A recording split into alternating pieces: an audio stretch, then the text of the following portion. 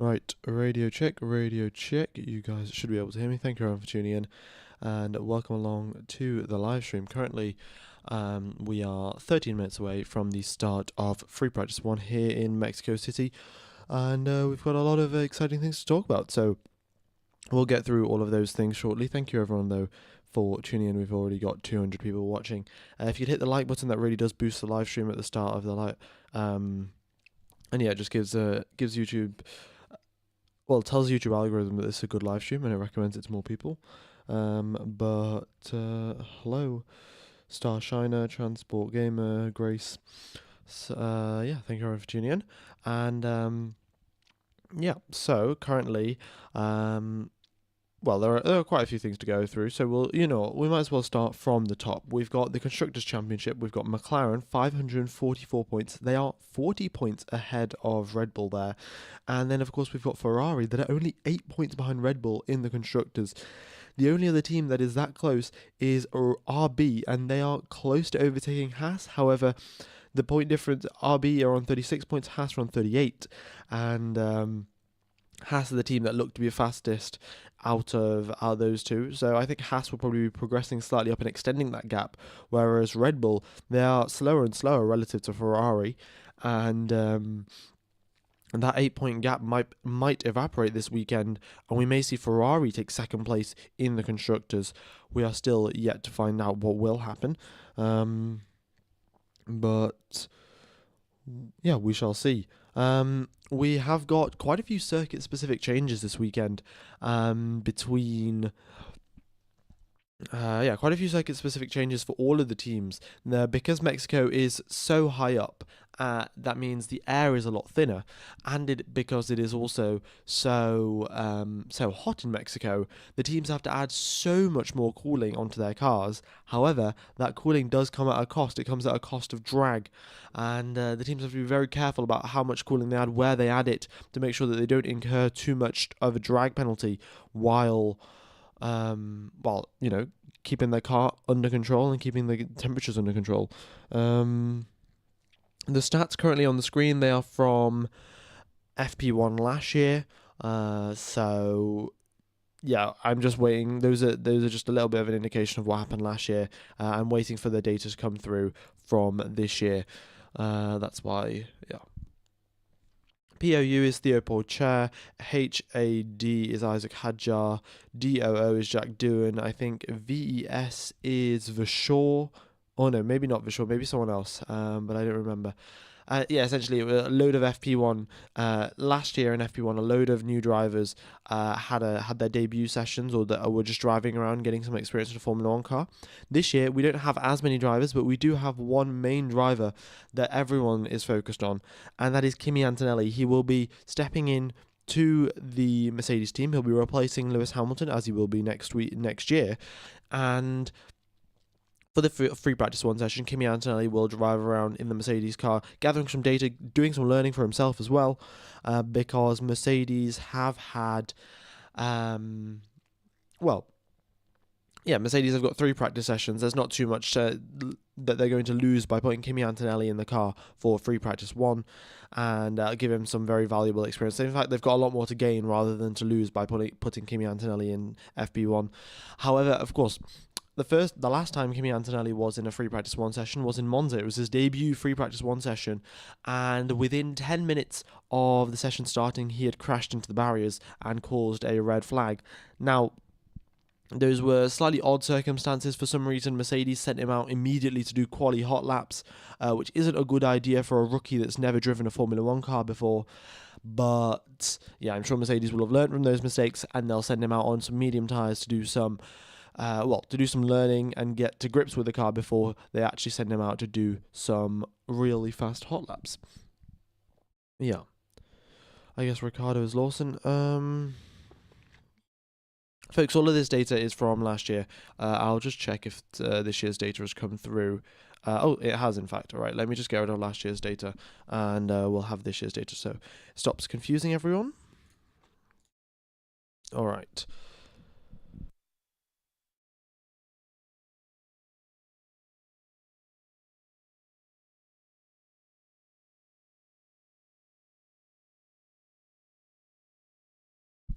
Right. So, here we go.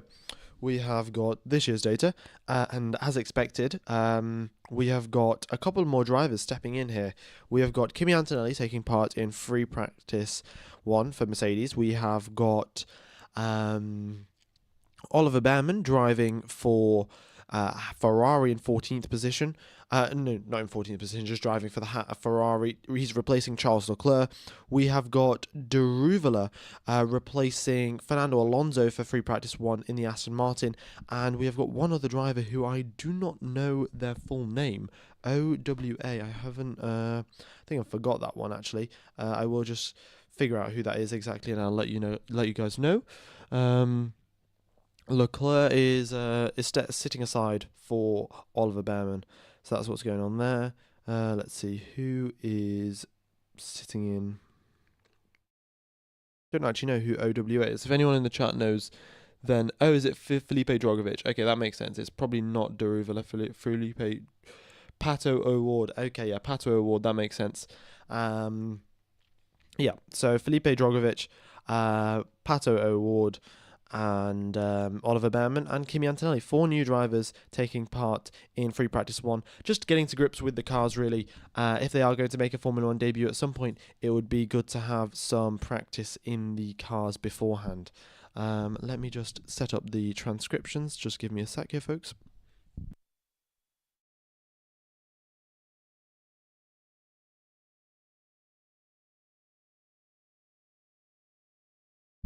Oh yeah, and Robert Schwartzman as well. I apologize for that. Robert Schwartzman is stepping in for Guan Yu Zhou and driving in the Sauber car. So we've got 5 new drivers: Schwartzman, Behrman, Felipe Drogovic, Pato O'Ward, and Kimi Antonelli sitting in for FP1. Loads of rookies who are driving a Formula 1 car. Ant, if you're talking about Ant. From Sky F1, he is in fact a test driver for Mercedes, I think, or at least he was at some point. So yeah, I think it's Anthony Davidson. Is it Anthony Davidson? I think so. He's got a lot of racing car experience. I think he's done quite a few endurance races as well, so he's not too bad of a driver. But of course, his main role is presenter on Sky F1.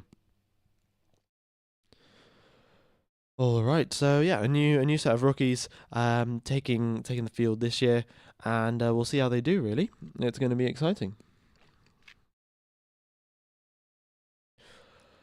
Let me know what you think is going to happen in this practice session. Are we going to see some red flags? Are we going to see some yellow flags? Drivers getting stuck off in the gravel? Are we going to see someone bin it into the barriers at the final corner? What will happen? Do let me know what you think. Is Alonso driving still? Yeah, Alonso will take part in free practice 2, free practice 3, and the rest of the weekend. It's just the first practice session that he is not taking part in. Also, this is Alonso's 400th race start in Formula 1. 400th race start. That is incredible, given the fact that there's only been slightly more than, I think, 1,100 Formula 1 races. Alonso has been part of Formula 1 for more than 1/3 of the races that have occurred in its history, which is incredible. And I must say, a testament to Fernando Alonso's skill, really. Even after all of these years, he is just ever so fast and able to keep up with everyone, all of the young guys, all of the old guys. Fernando Alonso is right there. Right. What else have we got going on, really? Not too much. We've got Colapinto taking part once again as standard, and Liam Lawson as well. He will be taking part, trying to, well, get some more experience in the car and hopefully outqualify Yuki Tsunoda. That'll be his aim for today. Well, not today, tomorrow. Outqualify Yuki Tsunoda, hopefully do much better than him in the race and secure a seat in Formula 1. That is his job as of now. Liam Lawson's job for the next 5 races is to drive well enough to secure a seat in Formula 1 for next year. We shall see if he can do it. Yeah. It's going to be a very, very tough task, but Liam Lawson has shown that he's capable of driving fantastically. He started in 19th last weekend and made his way up into the points. A sensational drive by Liam Lawson. He did have a very good race strategy from the Racing Bull teams, but nonetheless, it was really good driving from Lawson, who made a couple of crucial overtakes and also managed his tyres as well as all of the others. So it's looking good for Liam Lawson so far. His first weekend in Formula One. We'll see what he can do this weekend. Right. But here we are, folks, at round number 20. Yep, 20 out of 24 races we have completed this season.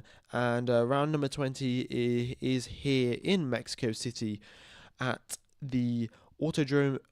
I'm not going to try and say it. Autódromo Hermanos Rodríguez. I've totally messed that one up, but it is a fantastic race circuit, 4.3 kilometers long, and the drivers spend 47% a lap at full throttle. There's 3 DRS zones. The drivers reach speeds of 365 kilometers per hour. This is the highest speed. This is a circuit where the highest Formula One speed has ever been reached. It was Valtteri Bottas, I think, in one of the Williams cars in 2016, or maybe it was Nico Rosberg in 2016, but nonetheless, it was one of those two drivers.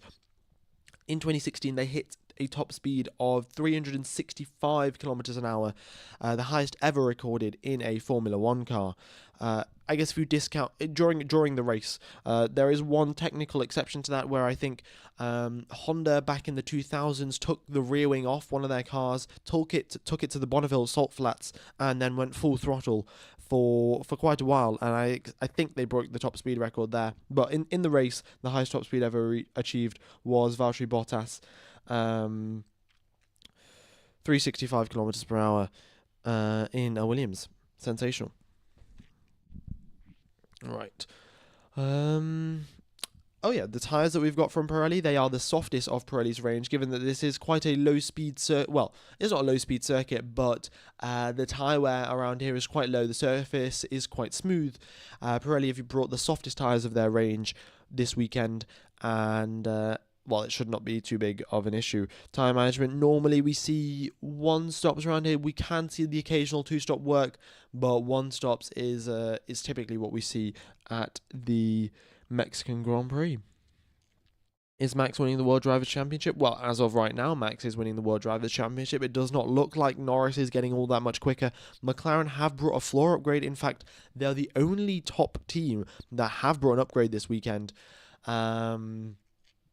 So, it's good signs there for McLaren. If they can get this upgrade to work and they don't have any correlation issues, then there's good chances that they could be the fastest car on the circuit. However, there are of course chances that Ferrari can be right there. Ferrari, we saw last weekend, they had fantastic race pace, even though they weren't right there in quali. They were brilliant in the race, and then, of course, you've got Max Verstappen, who always manages to pull out a fantastic qualifying lap, whatever the scenario. And the Mercs as well. They brought massive upgrades last weekend. However, I don't think they managed to iron out all of the issues and get the setup in its most optimal state. Hamilton was having quite a few issues last weekend, and also, given the fact that they only had 1 practice session in the US Grand Prix, they didn't have enough time to get all of the data and all of the accurate setup information that they require to make sure the car is in its most optimal state. However, this weekend, they are going to have 3 full practice sessions, and because of that, they should probably get the setup optimal, and maybe we'll see their upgrades are actually a lot quicker than they looked from the US Grand Prix. Alright. Bottas in Monza, Mercedes was the top speed of 372 was the actual top speed. Oh really? I do not remember that. I do not remember that one happening. Maybe that did happen. I'm not sure. But as per my memory, it was at Mexico City because the air is the thinnest. Either way, it was Valtteri Bottas that did it, and here we go. We've got all of the rookies coming out. Felipe Drogovic, Robert Schwartzman, Oliver Behrman, and yeah, they're all coming out on hard tyres here. Everyone coming out on hard tyres, going a little slow, and getting to grips with the car before they start attacking. They'll do their install laps, make sure everything's working. They have had a very compressed timescale to get everything shipped over from Austin, Texas to Mexico City. Admittedly, it's very close, but nonetheless, the teams have to work on a tight schedule when it is 1 week turnaround till the next Grand Prix.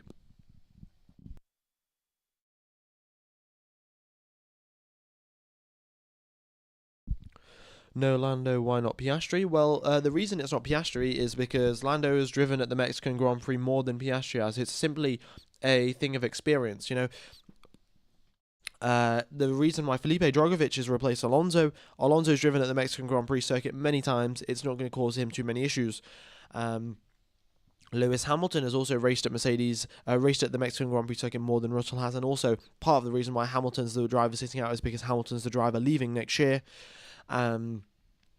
For Charles Leclerc, I think Leclerc may have driven slightly less times at the Mexican Grand Prix circuit, but I think at Ferrari they have a schedule where they one race weekend one driver will sit out, and then the other race weekend the other driver will sit out. So I think the previous time Behrman or someone else drove the Ferrari in a free practice one session, Carlos Sainz was the driver to sit out. And I think Robert Schwartzman is driving the Zhou's car is because it's quite likely that Zhou's not going to have a seat next year, and Schwartzman might, so they've given the car to Schwartzman. Yeah. So many rookies, indeed. We've got 5 rookies this weekend in a free practice one. Everyone coming out on hard tyres. That was very interesting. Normally we see at least 1 or 2 drivers on a couple of other tyres, but no, everyone's out on hards. Good evening from South Africa. Well, thank you, Pat. Good evening from the UK, I guess. Yeah. Oh wow, we've got 2,000 people tuned in. Thank you everyone for tuning in. Very much do appreciate all of the support. Be sure to hit the like button. Massively, massively helps out the channel. I don't know if you guys can hear it in my voice, but my throat is really hurting. Well, it's hurting a little less than it was this morning, but I probably am not going to commentate for FP2 and FP3 because I can tell my throat's going to get a lot worse, even though I've only been talking for, 15, 20 minutes now. Yeah, I'm probably going to skip FP2 and FP3 to make sure that I can actually, talk on Sunday for the race. Otherwise, I'm going to end up with a broken voice. Not a broken voice, a super quiet voice on Sunday, which won't be ideal when we have 3 DRS zones and a whole lot of overtaking opportunities. So, yeah. Oh, it was Bottas in Baku 2016. In quali, he hit 378 kilometers per hour. Okay, that makes sense. Weekend schedule, please, with UK timings. Well, the weekend schedule is, let's have a look. Of course, free practice 1 has already begun. Free practice 2 is at 11 p.m. UK time.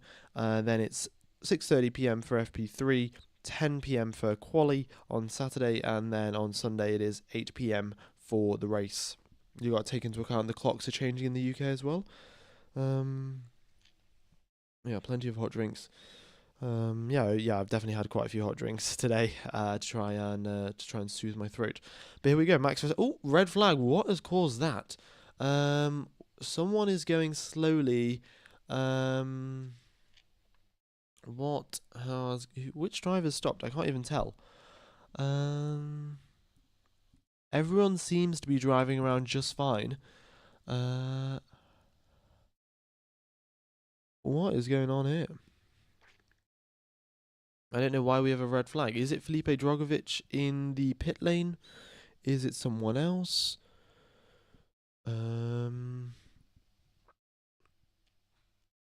Oh, it's just a bit of debris. I see. There's just a bit of debris on the circuit. To be fair, it's at a kind of dangerous location. The debris, I think, is at the braking zone of turn number 1. Yeah, it's at the braking zone of turn number 1. And if the drivers drive over it as they start hitting the brakes, it's quite likely that they're going to get a puncture. So that's why they've just called out the red flag. I mean, they probably could have been fine with doing a yellow flag, but or doing a virtual safety car or something, but red flag it is. It's not going to be ideal for the rookies because they want the full hour to practice, but what can you do? Yeah, a lot of rookies. 5 rookies. I'm just going to go through everyone. So we've got From the top of the timings, we've got Pato O'Ward driving for Lando Norris in the McLaren. We've got Oliver Behrman driving for Charles Leclerc in the Ferrari. We've got Felipe Drogovic driving for Alonso in the Aston Martin. We've got Robert Schwartzman driving for Guan Yu Zhou in the Sauber. And we have got Kimi Antonelli driving for Lewis Hamilton in the Mercedes. The Marshal has gone onto the circuit now. He's picked up the piece of debris. He's running back onto the side of the track, and we'll get a track clear and a green flag message from the FIA very, very shortly. Is the AI radio thing accurate? Most of the time it's accurate. Sometimes it's a little different. Sometimes it messes up the pronunciations of words, sometimes, depending on the accent that the person has. And also there are a couple more issues like, when the drivers are saying P1 or something like that, that it doesn't pick up, like, oh, turn it on to mode 7, strat 47 or something like that. Sometimes it's not the most accurate thing in the world, but most of the time it's fine. Is there any reason for the amount of rookies this round? Well, one of the reasons is there are 3 free practice sessions here in Mexico, so the teams can afford to actually give one of the practice sessions to the rookies. If it's a sprint weekend, they can't do that. Another reason is that Mexico is quite a good circuit in terms of the amount of mistakes that the rookies can make and still not damage the car. There's quite a bit of runoff here and there. Admittedly, there's a bit of grass and gravel, which is a bit of a problem sometimes, but there is a decent amount of runoff space. So, you don't want to be giving the rookies the car in Monaco, for example, because it's highly likely that they will crash. And I think Formula 2 are also racing at Mexico. I'm not 100% sure if they are. Let me just Google that. But I think they are racing this weekend, so that means all of the drivers will also are they racing? No, they're not actually, never mind. Yeah, so I guess the drivers are free this weekend, so then they can just come along and do some driving. There's no crash, folks. There was just a bit of debris, and we should have a green flag very soon. I don't know why they haven't done it sooner. But yeah, everyone's sat in the pit lane for now. Nobody has actually crashed the car, and debris at T1. All right, we've got 350 people tuned into the live stream. Thank you everyone for tuning in. Hope you guys are enjoying the coverage, and yeah. Right. What else have we got going on here? Not all that much. I didn't know why the FIA haven't, cancelled the red flag and continued on with the session, because it makes no sense whatsoever. But there was just a piece of carbon. There was a little bit of front wing, I think, or front wing or floor or something like that, just on the braking point of turn number 1. So yeah, pretty dangerous in terms of getting a puncture and then going straight on into the barriers. However, the tyres are built pretty strongly. If they can take 4-5 Gs of load on the tyres, then I'm sure that they can drive over a piece of carbon and not get a puncture. I'm here at the track. Beautiful day for racing. Keep up the good work. Thank you, TR Green. Hope you are enjoying the Mexican Grand Prix. It's nice and sunny out there, isn't it? Oh, actually, air temperature is only 19 degrees. Track temperature is 45 degrees. Air temperature 19. We've got a track clear. There we go. And pit lane will be open in 1 or 2 minutes. Right. It was from someone's car. I'm not sure whose car it was, though. That's going to be a little bit harder to predict. And there we go. Pit lane exit is open. DRS is re-enabled. And we'll have drivers coming out onto the pits very, very shortly.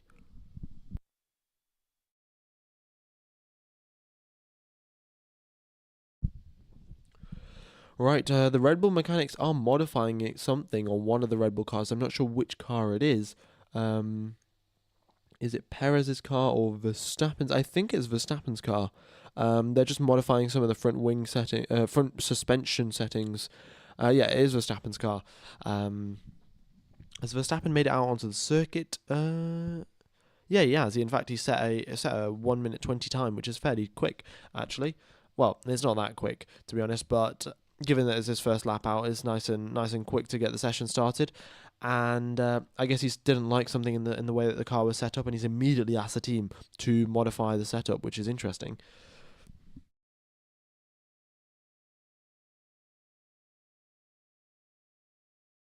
Right. What else have we got going on? Yeah, there we go. Everyone else coming back out onto the circuit. And we are back for some running in FP1. Yeah. Got an ad. Yeah, I've just hit the block button for the ads like 20 seconds ago, so apologies for that. But you guys won't get any more adverts, because, well, I've personally blocked them and I've told YouTube not to put any. So, if they do, then that's totally on YouTube, because YouTube just loves making money off adverts. But yeah, here we are. Right. Verstappen still having his front suspension settings changed, while most of the drivers are out onto the circuit. Here we go then.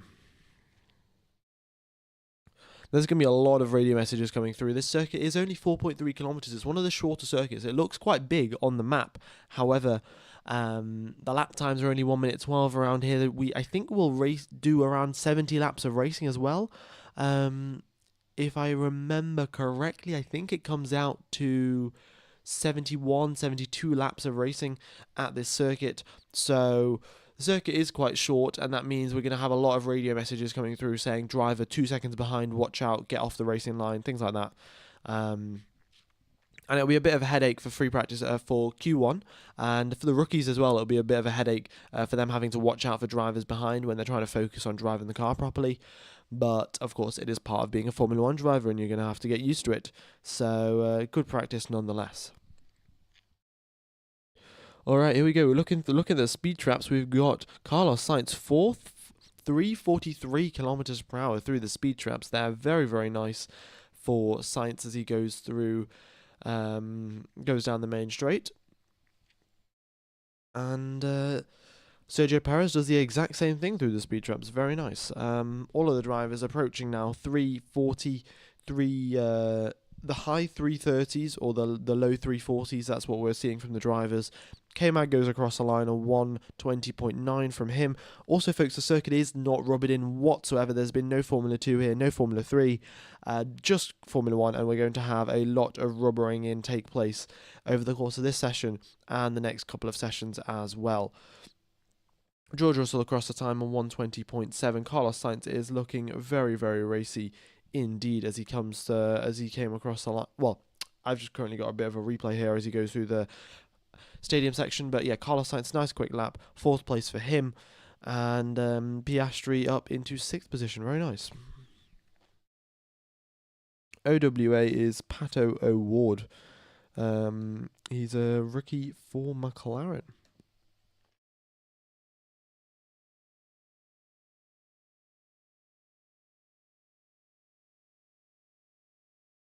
Alright folks, we're getting pretty close to 500 likes. If you haven't hit the like button, be sure to do so. Massively helps out the channel. And yeah.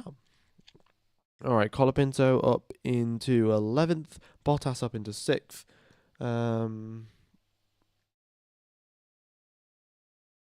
Yeah, very nice. Okie dokes. So I might as well talk about what the challenges are off this circuit. There are quite a few challenges, if we're being totally honest here. This circuit has got, of course, the first thing is that it's very, very high speed. The second thing being it's at very high altitude, which means the air is very thin. It's at 5,000 feet altitude, I think, which is enough to make a significant impact to the downforce generation of these cars. And the teams have to take that into account. Also, the cooling that happens, because the air is a lot thinner, they have to have much bigger vents. So we'll see Ferrari have brought circuit-specific upgrades, and they're not really upgrades, circuit-specific changes to their car. They've added a bunch of cooling vents on the back of their car to hopefully just cool down their engine package a little bit more at the cost of not too much drag. Yeah, it is a big headache for the teams to keep those brakes and keep those engines under temperature. Given the fact air temperature is only 19 degrees, that is helping them out for now. However, as I think when FP2 happens, it's going to be a lot warmer, and well, that's going to make things harder for the teams. A couple more things that the drivers have to deal with is the fact that there's a huge difference in high speed and slow speed corners. If you look at turn number 1, 2, and 3, they're kind of medium speed. Then you've got the stadium section, which is very, very slow speed. But the middle sector there, where you can gain and lose so much time, is all extremely high speed. So because of that, the teams opt to go for the highest downforce rear wings. In fact, you're looking at rear wings now that the teams use at Monaco. Like, they are enormous rear wings, and you would not expect those to be used at this circuit given its high speed nature. But because the air is so thin, it literally doesn't matter, and the teams can run whichever downforce spec they want, and everything is still fine for them. So, yeah, they've got to manage their downforce and pick a appropriate downforce level, because otherwise, if you don't have enough downforce, you'll slide your way through the middle sector. You can be quick in the middle sector even if you don't have enough downforce, but you will slide your way through the middle sector, and that will chew through your tires like nothing you have ever seen before. With track temperatures up at 45 degrees, that is also radically going to wear out your tires, and it's a very, very big balancing act. The tyres versus downforce versus top speed for this circuit. Because with 3 DRS zones, having the tiny bit more top speed will help you out, get those overtakes, will help you to get those overtakes done. But yeah, we'll wait and see what happens, really. Another thing that has been announced: the main straight DRS zone has been reduced in length. It's been reduced by 75 meters. Normally, this season we've seen quite a few DRS zones being extended to sort of make it easier to get an overtake done while using DRS. So the drivers are side by side as they're going into the turn number 12 at Austin, or the Lecombe chicane at Spa. Essentially at those main overtaking points, to make sure the drivers are side by side. We saw this last weekend work fantastically at the US Grand Prix. Norris and Verstappen, every time they were going into turn number 12, both of them were practically side by side, and it was fantastic to see that happen. So what they've done this weekend is they've reduced the starting. They've pushed the starting point of the DRS zone further away from the final corner. Previously, I think it was 175 meters or something along those lines. Now that it was 165 meters off the exit of the final corner. Now they've pushed that to 250 meters, so it's only a 75 meter difference. However, there is a compounding effect by delaying the start of the DRS. The drivers actually lose. By delaying the start of the DRS by 75 meters, the drivers will probably end up being side by side rather than just blowing past them on the straight, which is what we saw last year. The drivers would just, get DRS, get a bit of a slipstream, and then say, "See you later, thank you very much," and there's no chance that you're going to re-overtake me or fight this battle. Whereas this weekend, I think with the reduced DRS zone, we are going to see a lot more side-by-side action through turn number 1, 2, and 3, and hopefully continuing on through turn number 4 and 5.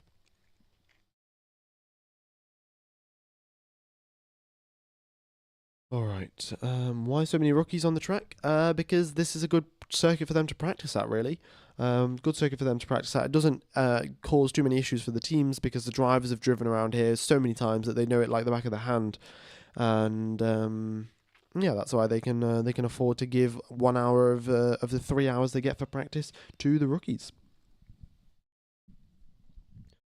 No, folks, the red flag that was caused around 15 minutes ago was just a little bit of debris on the circuit that got cleared up as soon as all the cars came into the pits.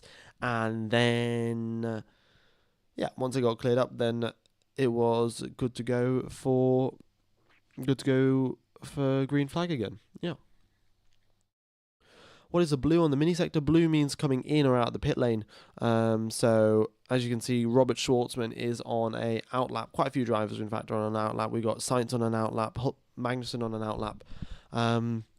So yeah, if you're on an outlap, your first couple of mini sectors, they will be blue to indicate that you've just come out of the pits, and if your final mini sector is blue, that means you've just gone into the pits. Okay.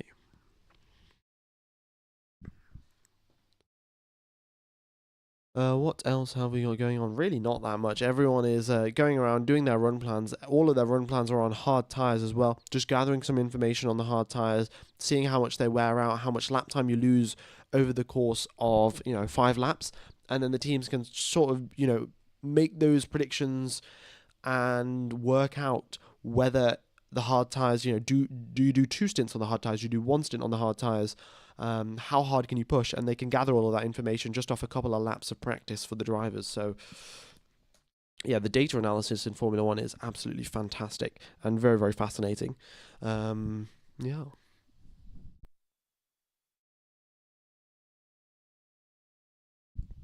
Right. Oh, yeah. A little bit of news for the McLaren fans. I mean, it's not particularly positive news, but the news nonetheless. McLaren have submitted a right to review request over Norris's penalty from last weekend. If any of you McLaren fans have got your hopes up, I would really, I don't want to totally kill your hopes. However, nothing is going to happen because of that. I remember 2019 Canada, Sebastian Vettel got a 5-second time penalty for making a mistake going over the grass and then kind of blocking Hamilton. Someone's had a crash there. Is that Albon? Albon is red flag. Red flag. Yeah, red flag for Albon. Not ideal. Quite a big crash into the barriers. He's lost the rear. And that car is totally destroyed. And he's had a collision with someone. It's not like he's just crashed all on its own. Oliver Behrman and Alex Albon had contact as they were going through the corners, and that is why Albon's car is totally destroyed. What has gone on here? Contact with Oliver Behrman has put Alex Albon out of this session. We're going to get a replay very, very shortly. Albon says he's okay, but I mean, this is the thing. Going through the middle sector, the drivers behind you are approaching at such ridiculous speeds. You're crawling around very, very slowly. The front left tire of Oliver Behrman, that tire has totally come off.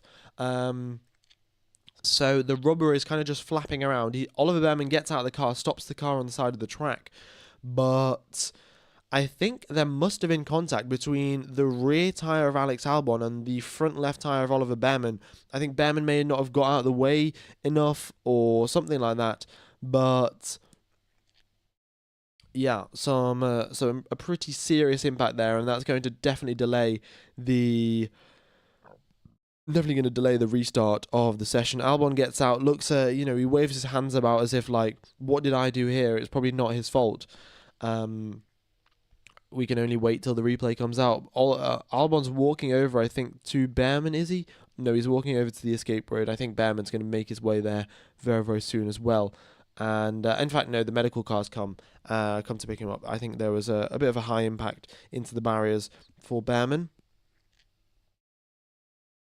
Whereas Lando's in the pits, folks. Pato O'Ward is replacing him for free practice 1, and that's why Lando Norris is not on the circuit. But anyway, as I was talking about, the right to review thing, it's really not going to go anywhere. Oh, we've just got the replay here. So Albon's going through the middle sector. He's, going through the high-speed corners, left, right, left, right. Actually, no, it was not Behrman's fault whatsoever. Albon got over the curbs, lost the car, and in the process of trying to save the car, he just clipped the edge of Behrman's front left tyre. So was not Behrman's fault whatsoever. I think if Albon rewatches it, he'll say maybe there was a bit of dirty air that has caused that to happen, but Albon's rear right tyre and Oliver Behrman's front left contacted in a huge way. And wow, yeah, a pretty big impact for Albon. And Albon probably did lose a bit of grip because of dirty air. Like, if we're being honest here, Behrman probably wasn't on the racing line. Probably was a little bit on the racing line, but I don't know. Hey, F1 Gamer, do you think Singapore was overrated and Baku was underrated? No, I don't. I think the races were fantastic each and in their own way. Leclerc chasing down Piastri in Baku, and the race that we had at Singapore, both of them were fantastic. I wouldn't say anyone was more overrated or underrated really. Um, yeah, Behrman gets a drive back into the pits on a motorbike, and yeah, wow. So now this is the third time I'm starting to talk about the right to review for McLaren. Ferrari submitted a very similar thing in 2019. I think Ferrari submitted an appeal. I think they've renamed it now to right to review. But point being is that the FAA are going to look at the right to review, and then they're going to say, oh, there's no new evidence there than the previous time, and then they're just going to decline the review immediately.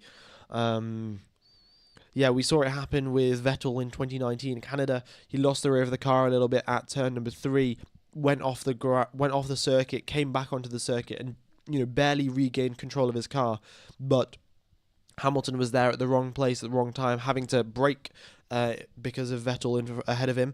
Or you could say Vettel was there at the wrong place at the wrong time, and Hamilton had to brake because of him. And Vettel got given a 5-second time penalty there. And Ferrari reviewed it, and back at that point I was, I still am a very big Vettel fan, and I was like, oh, this review is going to work it all out, and Vettel's not going to get a 5-second penalty, he's going to win the race. But no, that didn't happen, and that isn't going to happen for McLaren this weekend either. So yeah, all right. Right. I'm just gonna put up on the screen that Albon had a crash, and then then we won't get so many questions.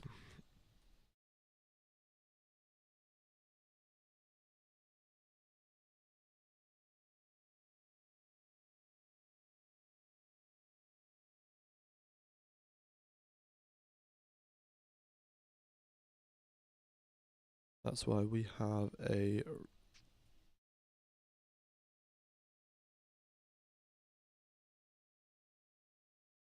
There we go. Albon had a crash, so a red flag. Okie dokes. Leclerc is being replaced by Behrman for FP1 this weekend, because they're just they're giving the rookies a bit of time to practice, and yeah. I saw Fernando was sick or something. Is Felipe going to drive for the main race? No, I don't think Fernando is sick, and even if he is, he'll still take part in the race. It's Alonso's 400th Formula One race, so I think he should definitely take part. No, Felipe Drogovic is just taking part for free practice 1, getting some experience in the car. Right, yeah, the session started. 2 red flags. We're halfway through free practice 1, and it's going to take a while now to get that car out of the barriers, repair the barriers, check everything's just fine, because Tech Pro takes a while for them to check and move back into place, or maybe replace in this situation, because it was quite a big impact. They're also going to have to go pick up Oliver Behrman's car as well. They will have multiple car cranes and lorries on the circuit. However, 2 right next to each other on the circuit is a little bit more unlikely, and that's going to add some more time till we get going. So I'd put it probably another 10 minutes at least before we before we get going again.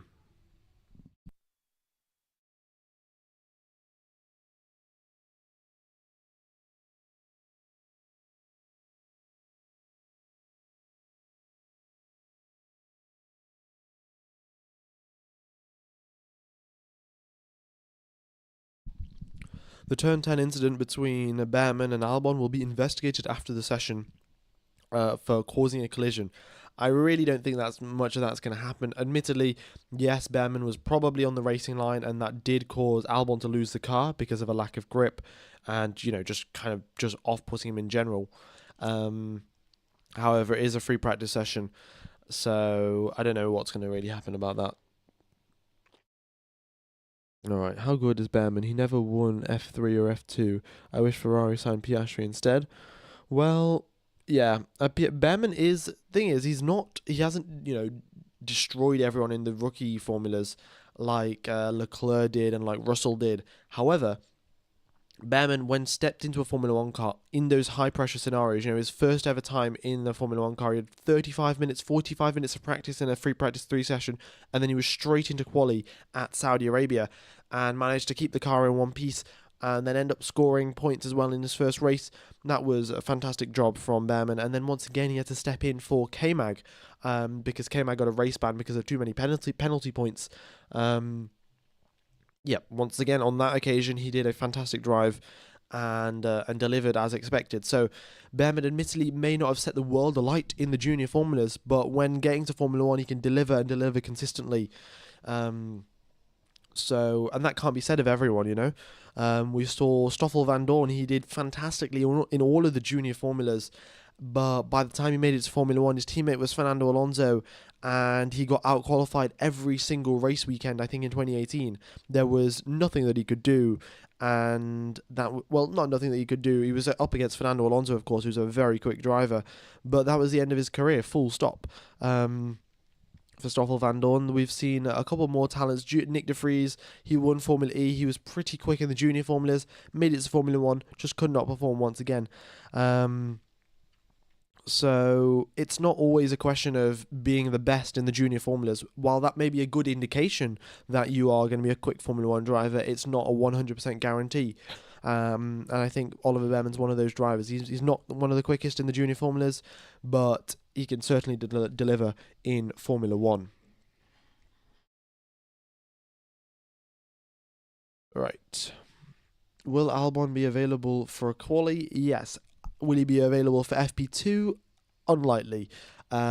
His rear suspension has been ripped off. His rear left and his rear right, I think, both severely damaged. His front wing also damaged, and they're gonna have to do a full check of the chassis. That was a pretty big impact, and the teams are gonna have to double check the engine, the gearbox, make sure there's no damages there before Alex Albon can take part in FP2. So maybe he'll take part, but it'll be pretty tight for the mechanics. Just saw the visuals from when Alex was still on the track. How did his rear flip like that? His rear, I'm not sure. How did his rear flip? I think you mean how did he get a bunch of oversteer like that? And that's mainly just the dirty air effect. Alex Albon was driving on the limit, going through those middle sector corners, turn number 7, 8, 9, and 10. The car is most definitely on the limit, and just this slight, a 10% reduction in downforce because you've got a car ahead of you. Means the rear end just slides about and you lose control and there's nothing you can do. How's Ant looking in FP1? Ant is so far he's done 7 laps, so doing all right. Hasn't crashed the car just yet. Someone else has crashed the car instead. But yeah, Antonelli hasn't actually got that much time to practice. He's only done 7 laps. Ideally, he would have liked to do around about 30 or so, but that's how red flags go sometimes.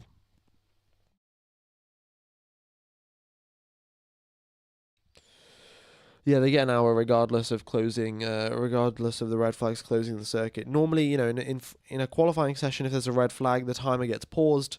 However, in a practice session, the timer does not get paused, and the timer just keeps ticking down till it goes to 0.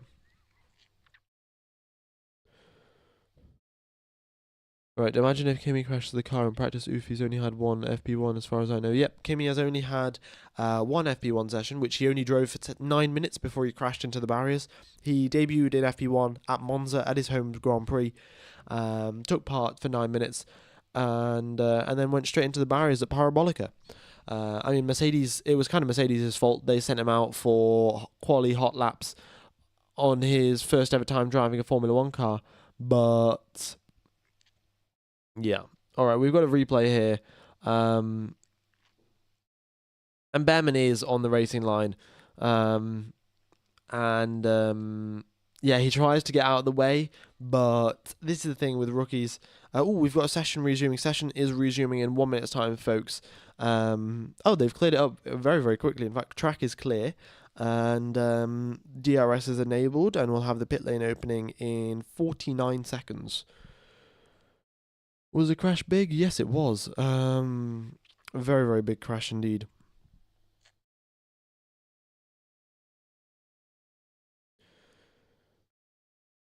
Why are Norris and Leclerc out? They're just sitting out of free practice 1 to give some rookies some practice time. Yeah. Alright, let me get rid of this on the screen.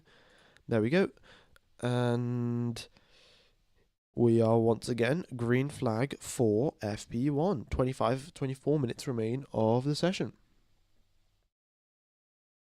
Right. Thank you everyone for tuning in. Very much is appreciated. Hope you guys are enjoying the coverage. And I would probably have to let you guys know. I don't know if you can tell from my voice, but my throat is hurting kind of badly as I'm talking.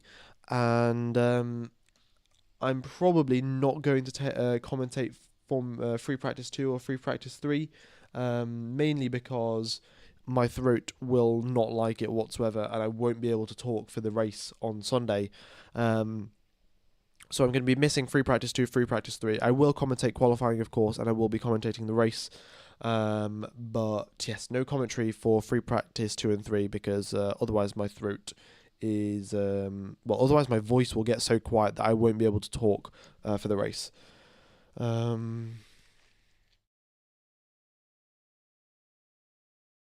Yeah. All right. Ooh, look at this. Soft tires. We've got Sainz, Russell, Verstappen, Perez, Bottas, Magnussen, Tsunoda, Piastri, and Gasly. They are all out on a set of softs. This is going to be exciting. Yeah, we're gonna have some hot laps coming in. Very nice. Track temperature 46.6 degrees, air temperature 20 degrees. The drivers may have to focus a little bit on not pushing too hard in the first sector, so the tires are still under control in the third sector. But we'll see, and we'll look at the radio messages, and they might give us a little bit of insight. Is there paint / powder they put on the cars to test for aero? I'm sorry, not too technical. Yes, that is. It is. It's not paint. It's not powder. It is a mix. It's called Floviz paint. But in fact, it is sort of a mix of oil and powder. And what they do is they put it on the bit of the car that they're looking at. So, for example, if they brought a front wing upgrade, what they do is they put this oil all over the front wing and then send the car out to drive around. And what happens is, as the air flows over the front wing, it pushes the oil in the direction that the air is going.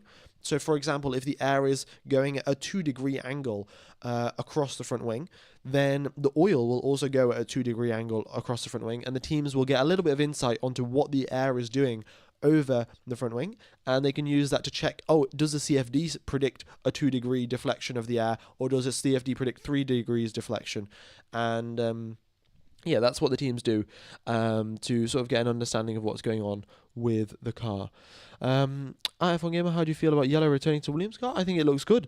I hadn't actually seen the upgraded livery until Alex Albon crashed the car, which is a bit unfortunate, but no, the Williams livery does look kind of nice.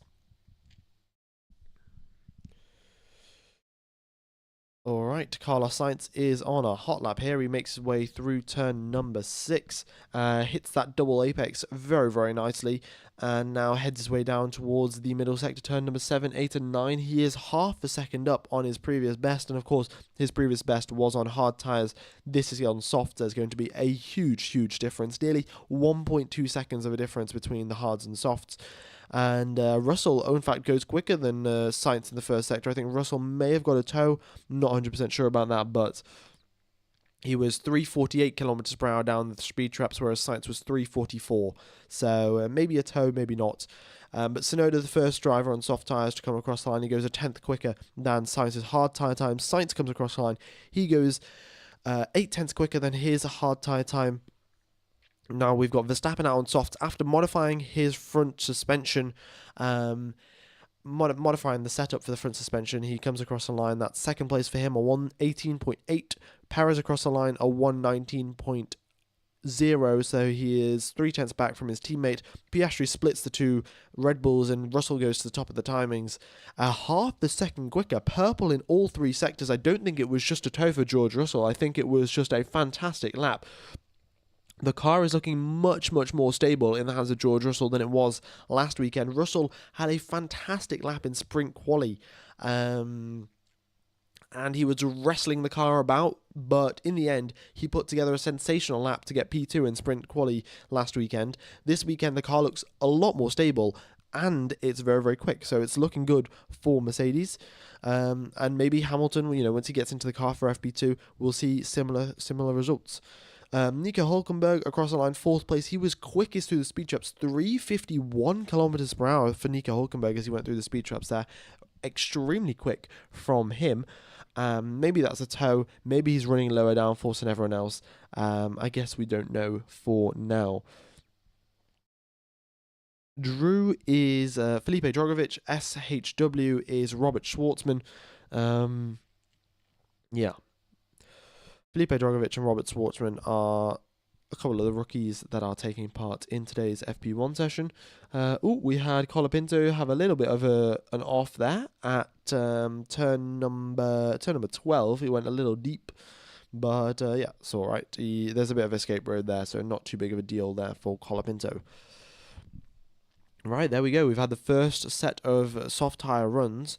Now, is everyone going to come into the pits? Is everyone going to do a slow lap and then go again? Sainz comes into the pits. Perez continues on. Russell into the pits. And Verstappen also into the pits. So it seems like everyone has done a soft tyre run, but immediately they're into the pits again.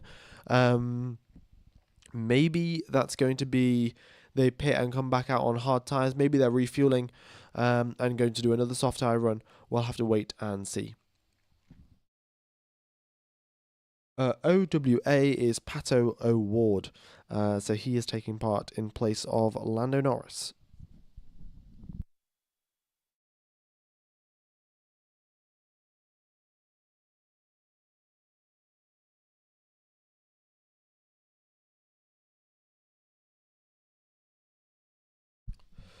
Is Pato not testing softs? No, Pato did a couple of laps on the hard tyres. He did 9 laps on the hard tyres before the red flag and hasn't come out since, I don't think.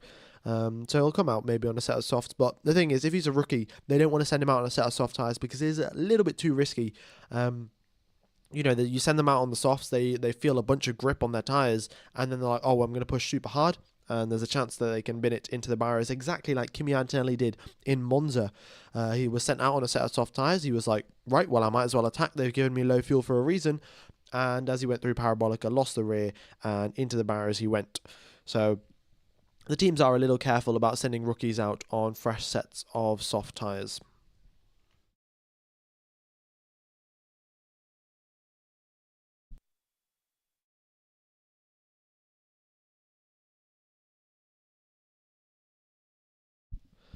Right. Oh, wow. We've got 4,000 people tuning in. Thank you, everyone, for tuning in. Massively, massively appreciated. Yeah. And be sure to hit the like button. We're getting pretty close to 1,000 likes. We've got 16 minutes left of this free practice session. Nothing too exciting really happening right now.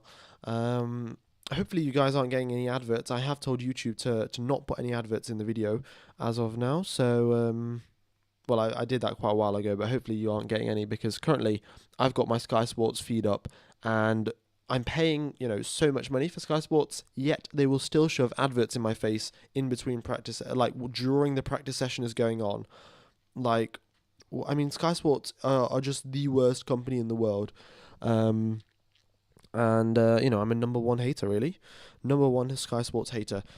It just makes no sense. But anyway, K-Mag across the line, 8th place for him, and he's done that on his second lap on soft tyres. He went through the speed traps at 3:45, so I think Nico Hülkenberg did get a toe when he went 3:51. A pretty big difference between those two drivers. And that explains why Hülkenberg's up there in 4th place, just a little bit ahead of Piastri. Yeah. TSN is worse. They cut from the live race. Oh, cutting from the live race is even worse. I mean, I think NASCAR has the thing where they reduce the size of the race and then they stick adverts in the corners of the screens, which is kind of bearable. Like, you can just look at the race rather than looking at the adverts. However, cutting away from the race is criminal, really. Cutting away from a practice session, you can kind of explain like, oh, it's not really that important, even though you are paying to watch for it. But what can you do? Yeah, picture in picture. That's what it is. Um, it's stupid, really. But Sonoda, wow, look at that purple final sector for him. He managed to keep those tires switched on through the final sector. This is something that we see. The drivers go a little bit slower than normal in the first sector. Go a normal pace in the middle sector, and then the final sector is where they really attack. And because they didn't attack too hard in the first sector, they still have enough tire life and enough margin to overheat their tires a little bit. Whereas if they push hard in the first and second sectors, by the time they reach the third sector, they've got no margin to play with in terms of sliding the tyres around a little bit and gain that extra bit of lap time. So, yeah, we'll keep an eye out and see what Sonoda can... Oh, wait, was that Sonoda who went purple in the third sector, or was that Sainz? Or maybe they both did. Maybe I misread what has happened. But either way, no, it was Sonoda. And then Sainz has went and gone to a purple third sector as well. TSN, the ads are bigger than the race screen. Wow. Yeah, I mean, terrible. Yeah, I mean, that's why I purposely block adverts. I mean, YouTube, as you know, loves to make as much money as possible. However, yeah, I'm doing my bit, blocking adverts for the duration of my live streams. How's Schwartzman's pace looking? Well, given that he's out on hard tires, and I think he's just doing long runs, his pace doesn't look too bad. I mean, he's doing 122s, which is quite, which is what we typically see in race conditions, especially at the start of the race when the fuel load's pretty high. And I suspect that's what they would have set Schwartzman out on, some hard tyre runs on high fuel load, just to slowly build him up, and maybe in the last 5 minutes I'll set him out on a set of softs. But yeah, Schwartzman, so far so good. And there we go, Pato O'Ward out on a set of soft tyres. So we're going to see what he can do. Yeah.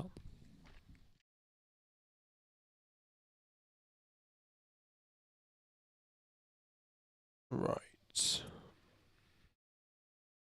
OWA is Pato O'Ward, and he is driving for Lando Norris in this free practice 1 session. And yeah, here he is on a set of soft. So we'll keep an eye out on his lap. In fact, here he is coming through the final sector. It's clear ahead for him. He's got no one in terms of traffic behind him. The only driver ahead of him who is going to be traffic is Oscar Piastri, his teammate, and he's definitely going to get out of the way because McLaren will tell him to do so.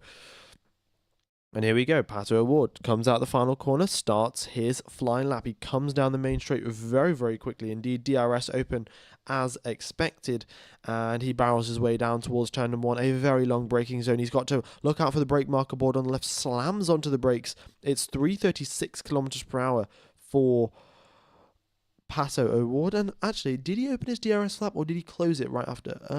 He maybe didn't open his DRS flap. If he's only doing 336, I don't know if he opened his DRS flap actually. Yeah, but nonetheless, he makes his way around the lap, and yeah, through turn number 6 he goes, hits that double apex very, very nicely, and now to the middle sector. You flick the car left, flick it right, flick it left, flick it right, and all while doing that, you've got to make sure your rear tyres do not slide about too much, otherwise what happened to Alex Albon will happen to you. And now he opens DRS for the 3rd time on this lap as he makes his way towards turn number 12. He's got a bit of runoff margin there. He does not need to use it. Hits that apex very nicely, does Pato O'Ward. And now he comes across, comes through the stadium section towards the penultimate corner of the circuit, turn number 16. Avoids the wall on the exit, onto the power very, very nicely. And Pato O'Ward comes across the line for 11th position. That is pretty good, considering that he did not use DRS. It's a very nice lap time, and he is 3/10 behind his teammate, and Piastri also.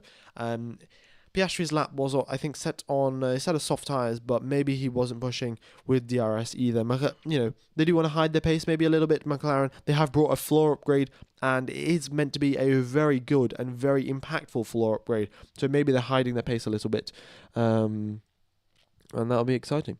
What's the maximum life of the hard tyres? Unfortunately, I don't know that right now. Pirelli normally releases this kind of information on a Sunday, but if I remember to last year, the hard tyres can do just over 30 laps. So, yeah, the drivers are more than fine doing 11, 13 laps like they have done so far. Yeah. Alright, is O'Ward the only modern Indy driver that has a chance in F1? Probably, yeah, probably. I think so. I mean, of course, Romain Grosjean has gone from Formula One to IndyCar, so I don't think that counts exactly because I'm sure Grosjean could make it back into Formula One if he really tried. But yeah, Pato O'Ward, someone who hasn't driven in Formula One before, one of the only drivers in IndyCar that could make the switch. Marcus Ericsson as well. Yeah, Marcus Ericsson drove the Sauber in 2018, but yeah, he's also gone to IndyCar, but I don't think he'll be making a return back anytime soon. Same for Grosjean, really. It's just the way things go sometimes. Do you think there'll be a lot of crashes this week? I don't think so. Given the rookies, Albon has had a crash, and that's fair enough. He had a bit of dirty air ahead of him. I don't think Behrman was correctly positioned on the circuit. But given the fact there's quite a bit of runoff at this circuit, we're probably not going to see any sort of crashes in the first or the third sector. The second sector a little bit more likely, but the teams will be very cautious of this fact and not want to damage the cars too much because, of course, it costs them quite a bit of money to repair, and under the budget cap, they can't afford to do these kind of things. All right. We have got 3,900 people watching. Thank you everyone for tuning in. Be sure to hit the like button, massively helps out the channel. Hopefully we can get to 1,000 likes. That would be incredible. And we've got 7 minutes remaining of this free practice session. A couple more drivers out on soft tyres. There we go. Kimi Antonelli is out on a set of softs. We'll see how he can do. I think he's in fact on his he's on a first sector hot lap right now. 342 through the speed trap. He's green on the first sector, so he's better than his personal best. And looking good so far for Kimi Antonelli. He gets out of a bit of traffic gets out of the way for him. Felipe Drogovic out of the way, and now as he goes through the middle sector, as long as Sonoda and Stroll get out of the way, it should not be too big of an issue for Kimi Antonelli. Alright, Yuki Tsunoda up into P3. Yeah, I mean, there was a quick lap from Tsunoda, especially the final sector. So it makes sense that he's up in P3. And here we go then. We have got Kimi Antonelli through the middle sector, slower than his personal best. And we'll see what he can do in the final sector. He's had a bit of traffic in the middle sector, so fair enough that he's backed off a little bit. And across the line he goes to not improve on his previous lap time, 0.6 slower. But given the traffic, given the older tyres, that's just the way he's not improved. Yeah. Verstappen might have an engine failure. I'm watching Verstappen's on board here. It seems to be fairly standard stuff. I mean, he's in 4th gear. Driving around 150 kilometers an hour or so, and yeah, not sure.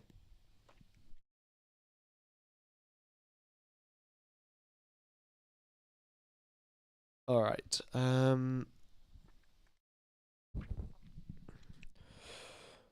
Yeah, 5 minutes left, and doesn't look like we're going to have any more hot laps. I think Stroll, Schwartzman, and Felipe Drogovic all doing their hot laps right now.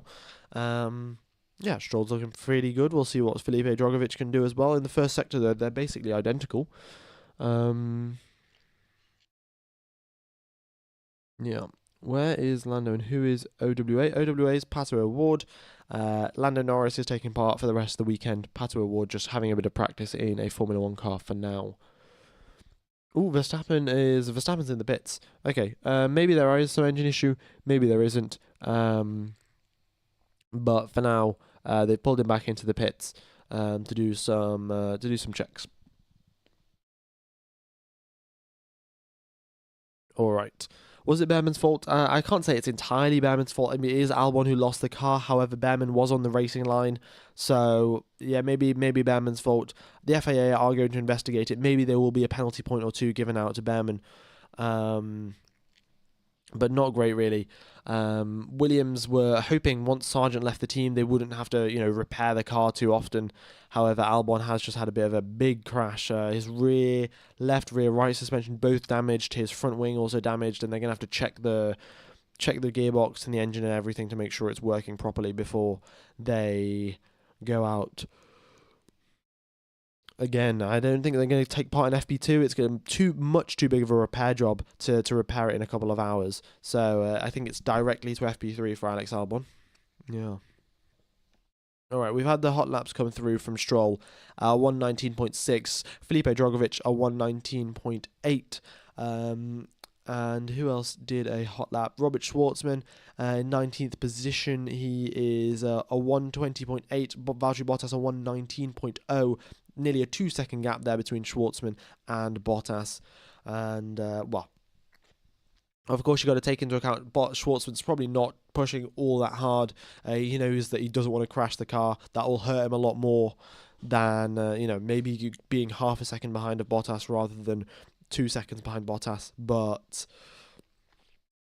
yeah, we don't really know the fuel loads. Maybe Schwartzman's got a little bit more fuel in his car as well. Will we be driving in FP2 as well? No, it's just the standard FP1 rookie sessions that we get at the circuits where we do have 3 practice sessions, like Mexico City, like Spa, I think. We do see quite a few rookies drive around in FP1 just to get a feel for Formula 1, get some practice, get some more laps under their belt, so they can get a super license. All of those things. If Lawson gets top 6, that could be bad for Perez, considering he's not in the top 6 for the last 13 races. Well, yeah. However, Lawson getting up into the top 6 is also highly unlikely, because the AlphaTauri just is not that quick. So a little unlikely for Lawson to get up into the top 6. But if he can start in 19th position and make it up into the points on his first Formula 1 race, who knows what he can do in his second. Right, what do you think about Drogovic? Drogovic has done all right, actually. He's only 2/10 behind Stroll's hot lap pace. And I think, is Drogovic a reserve driver for Aston Martin? I'm not 100% sure. I think he must be, if he's taking part in a free practice 1 session. Maybe a reserve driver, maybe a junior driver. But he's done all right so far. However, I think chances to get into the Formula 1 Aston Martin team is slightly limited. Stroll is definitely going to be in that seat for the next however many years, and Alonso will most definitely be driving until Adrian Newey designs a car that's good enough to win a world championship. So yeah, they just took Max's car's back off. Okay, well, I guess that explains it. Yeah, they've the front wing off, they've got the engine cover off. And maybe there is some sort of issue for Max Verstappen's car. However, they've detected it during a free practice session, so they can, take some mitigating circumstances, and they can make sure that it doesn't happen during the race. It's much better to have an engine failure in practice than to have one in the race. So yeah, it's kind of good luck, really, in a way for Max Verstappen, if you look at it that way. F1 Gamer, can you please stream FP2 and FP3 without commentary so we can please follow? Could I do that? I could. I don't know if I want. I don't know. I'll make a decision. I haven't thought about that. I prefer to keep all of my live streams on my channel, with me commentating, because it just reflects a little bit better on me. But I'll have a think about it. But I don't think I'm going to do that. So I think there are a couple other live streams that you can watch. However, I would say come back to me for the qualifying, of course. I don't know what Antonelli's doing there. He's just stuck. He's just still on the side of the circuit. Maybe he's doing a practice race start. Yeah, I think that's what it is, from the end of the pit lane. doing a practice race start. Yeah, folks, I'm probably not going to be commentating free practice 2 and free practice 3. My throat, you probably can't tell because my voice sounds all right, but my throat is hurting quite a bit. So I'm going to take a break from doing FP2 and FP3, and hopefully I can still speak by the time we get to Sunday, because if I carry on commentating for FP2 and FP3, my throat is going to be so bad by Sunday morning, I won't be able to talk. So apologies for that. Yeah, that's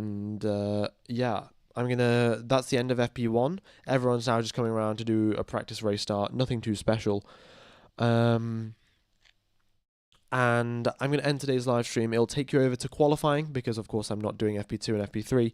If you could press the reminder button and the like button on that would be fantastic. It would massively help out the channel. Also, given the fact that I'm skipping FP2 and FP3, it'll have a little bit of a negative effect. So, hitting the like button will sort of counteract the negative effect of missing the 2 streams.